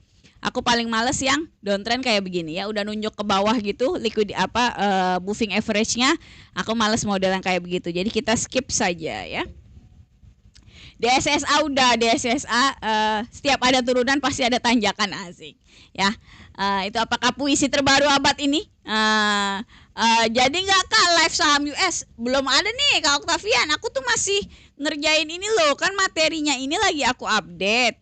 Nih, ini aja aku ngedit nggak selesai gitu. Jadi maksudnya aku mau nyelesain materinya ini dulu biar udah selesai gitu kan. Aku nggak kepikiran karena aku komit kelasku ini materinya tiap 6 bulan mau aku bikin baru gitu, biar datanya tuh selalu update sama yang terjadi di market terbaru gitu ya.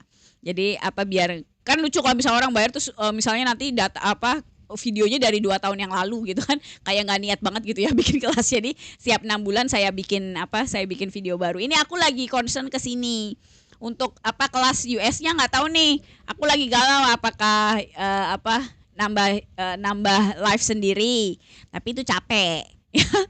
Kalau live sehari 2 kali capek. Terus kalau enggak weekend doang. Tapi saya weekend pengen tidur gitu. Jadi aku masih galau juga sih. Walaupun sebenarnya banyak juga yang kepo sebenarnya ya. Bikin aplikasi saja Kak. Aplikasi apaan? Gaya banget saya bikin aplikasi. Aduh. BNR udah dibahas nggak boleh beli tuh Kak Miracle tuh. Aduh, TPIA gimana downtrend? Supa juga downtrend itu, habis breakout kan dia. Not buat besok nggak ada ya. Saya lagi nggak trading. Market lagi jelek, kita tidur aja. Aduh, apa lagi nih? Supa nih kalau nggak salah kemarin breakdown deh. Breakdown support. Coba kita lihat. Nah, kan bener. Ya, tuh supportnya yang hitam tuh di 800 tuh ya. Jadi ini Supa nih nggak tahu nih mau kemana. Udah bikin all time low. Jadi turun lagi, udah lebih rendah dari harga IPO-nya. Gitu, yang kayak begini-begini tuh dihindarin aja gitu ya, si Supa yang model-model kayak begini. Devi kayaknya juga butut nih. Banyak kok saham yang butut-butut lagi diomongin. Nah, tuh kan. Likuiditasnya jelek tuh, udah dicoret-coret kayak begitu ya. Ini Devi ini sumber masalah sih kalau menurut saya ya. Nanti juga takutnya masalah balik lagi. Gitu ya. Ini secara tren udah downtrend, likuiditasnya jelek gitu ya, udah dibulet-buletin kayak begini. Nggak worth it lah teman-teman, udah di skip aja ya. memang kadang kalau marketnya lagi kayak begini tuh kita kayak, apalagi kalau kamu jiwa trader meronta-ronta kalau ini ya gitu, jadi kayak sedih, nggak ada yang dipikirin gitu ya, nggak ada yang di tradingin, itu emang kadang mengesalkan sih gitu loh ya. Jadi memang apa, cobaan iman gitu ya. Paling nggak buat yang kayak saya yang lagi 100% cash gitu, karena percuma kalau masuk juga nanti yang ada apa kan, kita trading bukan cuma buat ngeksis kan, intinya kan buat menaikkan aset kita gitu ya, buat nyari cuan gitu. Kalau hitungannya memang lebih banyak resikonya gitu kan, ngapain kamu masuk gitu. Terus apa, nanti yang ada malah modalnya tergerus terus karena kebanyakan cut loss. Ya udah Kak, nggak usah di cut loss. Kalau nggak usah di cut loss sama aja kamu nggak trading, namanya nyangkut. Nanti portofoliomu isinya saham minus 70% semua, itu udah nggak bisa diapa-apain kalau kayak gitu apa polanya gitu ya, kalau kayak gitu hasilnya. Makanya keputusan terbaik di antara semua pilihan yang tidak enak untuk apa kondisi kayak sekarang ini adalah tidak trading kalau menurut saya begitu. Aplikasi untuk kelas dan membership. Oh, apa, aduh kecanggihan gak sih? Nantilah gitu ya. Aku bikin membership kadang kemarin mau bikin nggak jadi, antara akunya males gitu ya. Tadinya aku pikir yang habis kelas intensif mau ada membership gitu, cuma akunya bingung konsepnya mau gimana gitu ya. Terus kayak ya nggak tahu lah, aku belum kepikiran aja. Mungkin nanti next time, itu keren sih kalau punya aplikasi buat kelas dan membership. Tapi kadang aku mikir orangnya pada ngerti nggak ya? Lawang kelasku tuh kan simple ya. Kelas aku ini cuma pakai Google Drive sama apa lagi satunya? Udah Google Drive doang sama ini kan Trading View gitu ya. Itu aja banyak yang gaptek gitu ya. Apalagi kalau aku pakai modelnya aplikasi gitu. Kadang aku pikir, tapi ya nanti kan who knows gitu ya. Apa ke depan kan mungkin bakal beda. Jadi kita lihat saja nanti. Orang asing udah mulai masuk BBCA tuh masa ya. Dewa tuh udah downtrend, udah bareng sama si siapa, si Bumi. Dewa jebol 400 tuh udah. Nah nih ya 400-nya di sini. Nih di sini ini tadinya support terakhir tuh, support terus jadi resisten karena pelemahan tren gitu kan. Terus ya udah dia nggak kemana-mana, udah tinggal turun aja dia ke bawah gitu. Jadi udah nggak usah dikejar-kejar yang dewa-dewa begini ya. Udah downtrend parah dia, lupakan saja. MPMX. Apis apa dia? Oh, bagi dividen, baiklah. Gapnya ngeri tuh bagi dividen. Gap downnya takut ya. Kayaknya ini sih cenderung melemah ini kalau ngelihat bulanannya nih ya. Ini kan bagi dividen turun ke bawah gitu kan, jadi di bawah MA60 sorry. MA60 di sini. Ini kayaknya apalagi ini teman-teman kalau di zoom tuh lihat. Moving average-nya tuh ngumpul jadi satu gini kan. Ini kalau ngumpul teman-teman biasanya tuh kuat gitu ya. Jadi kalau jebol itu berarti pelemahan yang masif gitu, karena ada 3 moving average ngumpul jadi satu dan dia jebol dengan gagah perkasa gini, cuma satu candle ini loh yang terakhir ini ya. Jadi kalau aku sih lebih milih untuk berhati-hati, kabur dengan kecepatan cahaya. Ini support terakhirnya tuh di sini teman-teman, di 900-an. Ini kalau 900-nya jebol misalnya nanti di bawah jadi 700 gitu. Wah, ini cepet banget ke bawahnya. Cus gitu.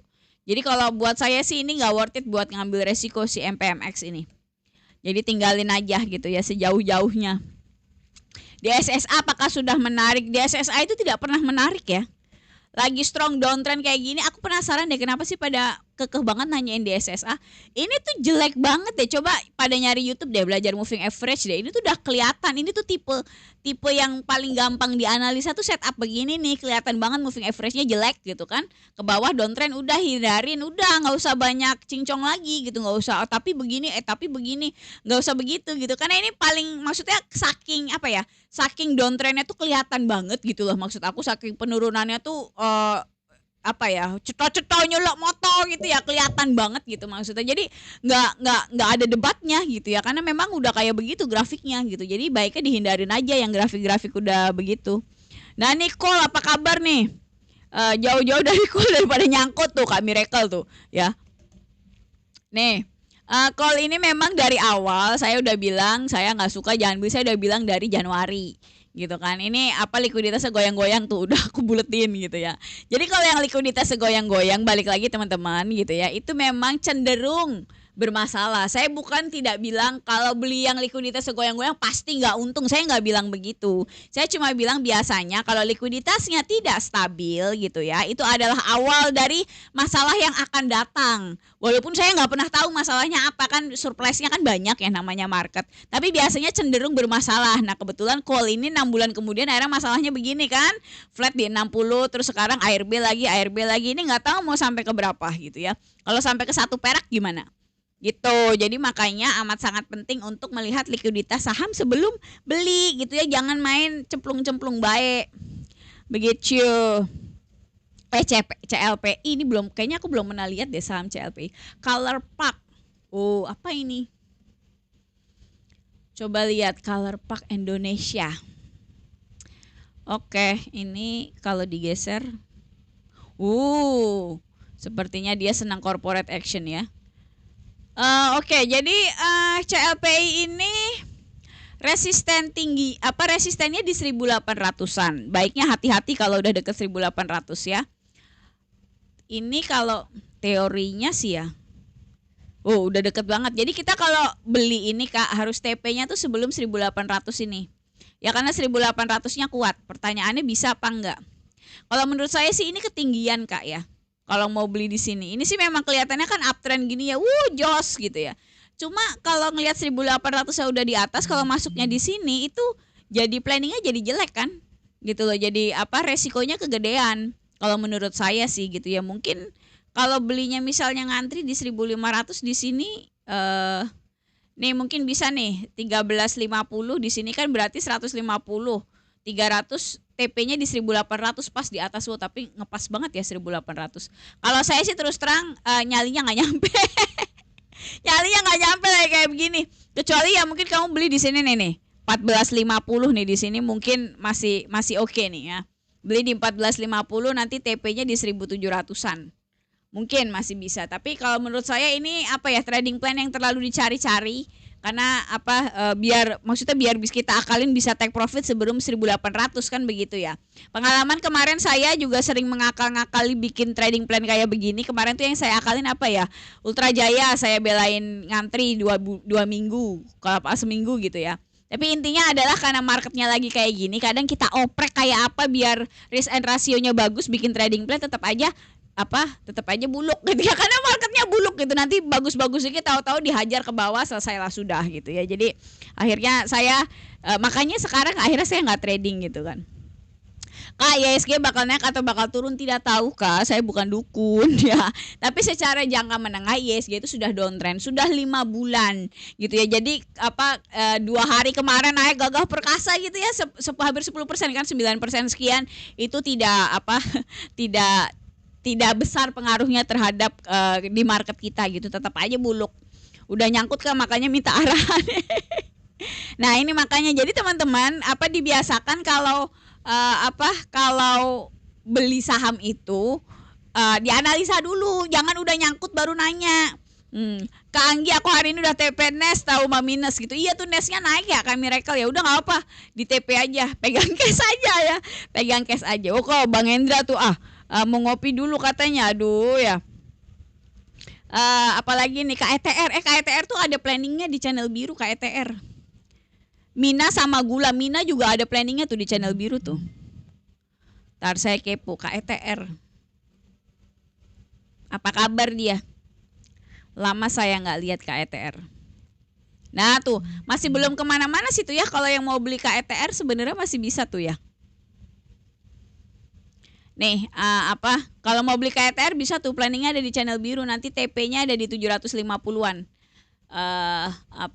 Sok aja kalau yang mau beli tuh masih ada planningnya ya. Jangan lupa market kita lagi kayak gini, jadi hati-hati.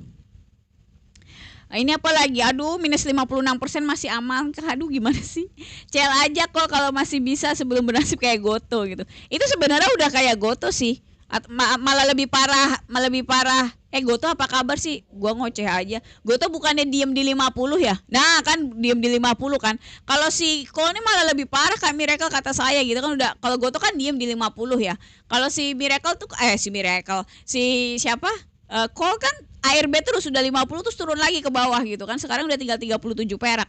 Jadi ya ngeri deh. Nih yang satunya gula nih. Gula ini masuknya di 280, saya sampai apal. Nih, ya kamu nggak boleh beli di 500-an kayak sekarang, itu tinggal nyangkutnya doang teman-teman. Nih, ini lihat di bulanan ini udah tinggal nyangkutnya doang, udah resisten itu ya. Kalau saya sih takut si gula ini. Kalau mau belinya di 280 tuh di garis ungu di bawah, itu jauh lebih bagus belinya di sini. Tentunya kita nunggu gitu ya, nggak tahu nyampe ke situ kapan. Tapi yang jelas kalau beli di 500-an sekarang tuh tinggal nyangkutnya doang. Tunggu aja paling sebulan juga nyangkut dia dibanting ke bawah. Kak, bikin member VIP yang join dijamin nggak pernah floating loss dan selalu profit. Aduh ya. Nggak ada, itu janji palsu Kak. Kalau yang nggak pernah floating float sama selalu profit itu janji palsu. Saya aja nggak percaya, boro-boro ngarahin orang ke sono ya. Aduh, nggak bisa. Jadi trading itu Kak, itu salah satu skillnya adalah mengelola resiko gitu. Jadi pasti akan terjadi kerugian. Yang jadi masalah adalah kita harus mengelola resiko dengan baik sehingga dalam jangka panjang dikumpulkan 10, 20, 30, 50 transaksi itu cenderungnya naik gitu.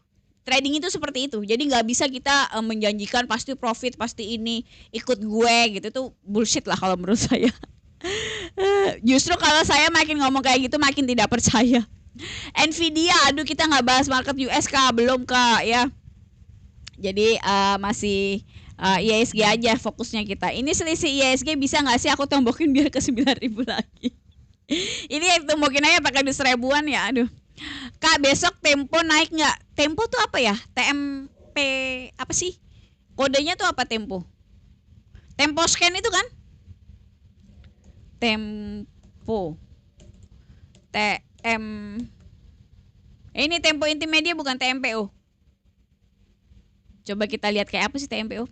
Nih jangan dikejar yang baru kayak tadi nih. Ini Tempo kan naik berapa nih? 34% gitu ya. Jangan dikejar tuh yang kayak gitu ya. Tuh tinggal nyangkutnya doang. Menurut saya sih udah downtrend, gak usah dikejar lah. Walaupun hari ini naik 34%, gak perlu dikejar-kejar. Jadi kalau yang habis arah kayak begini Kak, itu kalau menurut saya justru jangan dikejar. Ya itu tinggal nyangkutnya doang biasanya gitu. Jadi kalau saya sih tidak tertarik.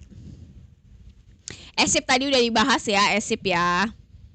ESIP itu likuiditasnya ada goyang-goyang nih, tuh udah dibahas gitu. Jadi dia baru bagus likuiditasnya habis Oktober kemarin di sini gitu. Terus tadi ada yang nanya LC bisa ke 200 enggak gitu. Sebenarnya ada potensi, tadi aku udah bilang gitu kan. Kalau kamu mau beli ESIP di harga sekarang ada sih potensi beli di harga sekarang, stop lossnya di 80 gitu ya, TP-nya di 180-an.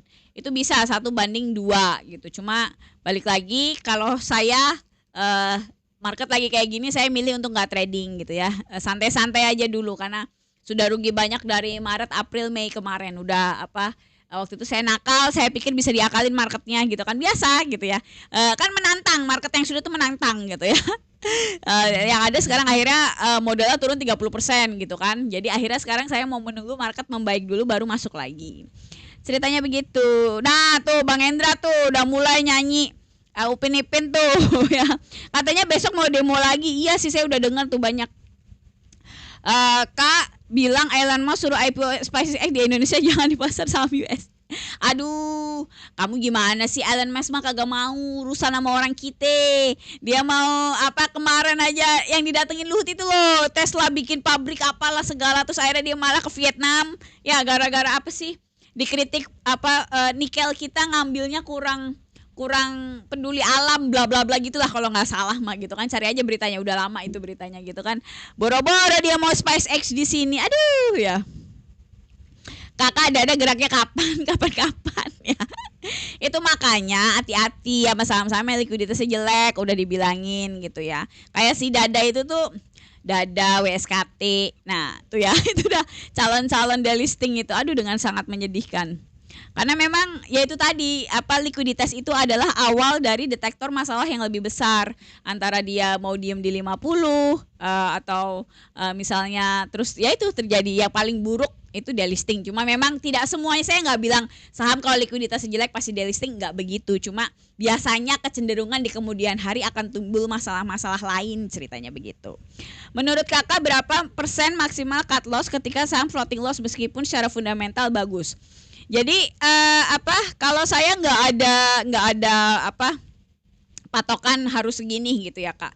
Jadi semuanya tergantung chartnya. Jadi setiap planning akan beda-beda cut lossnya di berapa persen tergantung chartnya. Karena saya selalu menempatkan cut lossnya itu di bawah support yang paling relevan pada saat itu. Nah itu harus dilihat setup grafiknya gitu. Terus saya biasanya kalau trading nggak ngelihat faktor fundamental kayak misalnya penghasilan perusahaannya berapa, terus net profitnya berapa dan segala macam. Saya nggak lihat, saya pure di charting. Jadi lihat chartnya doang.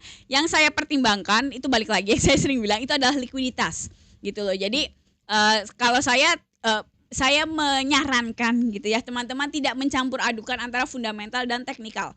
Kalau fundamental itu biasanya kan kita sering bilang tapi itu fundamentalnya bagus betul, mungkin sahamnya secara laporan keuangan cukup oke, tapi itu bukan analisa yang cukup gitu loh. Kalau kamu mau fundamental analisis itu harus sampai ngitung harga wajarnya berapa.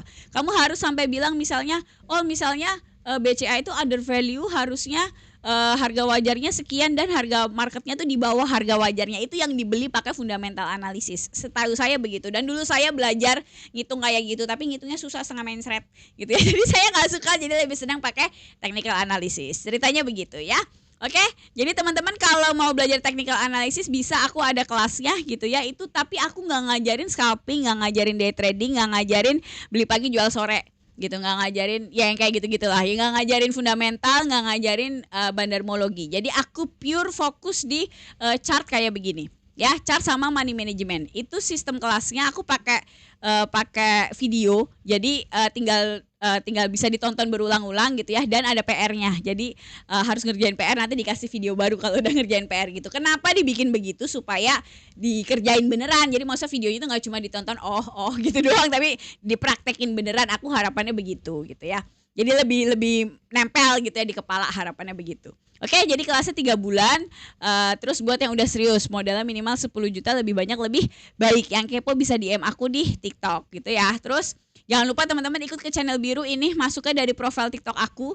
Ini di channel biru aku share portofolio publik aku, terus share kalau rekomendasi saham ada yang bagus gitu ya, dan kalau lagi stres ya nanti ada meme-meme apa gitu ya. Jadi kira-kira begitu, kita ketemu lagi besok, oke? Ditunggu DM-nya di TikTok dan ditunggu di channel biru. Sisanya I'll see you tomorrow. Oke, bye-bye.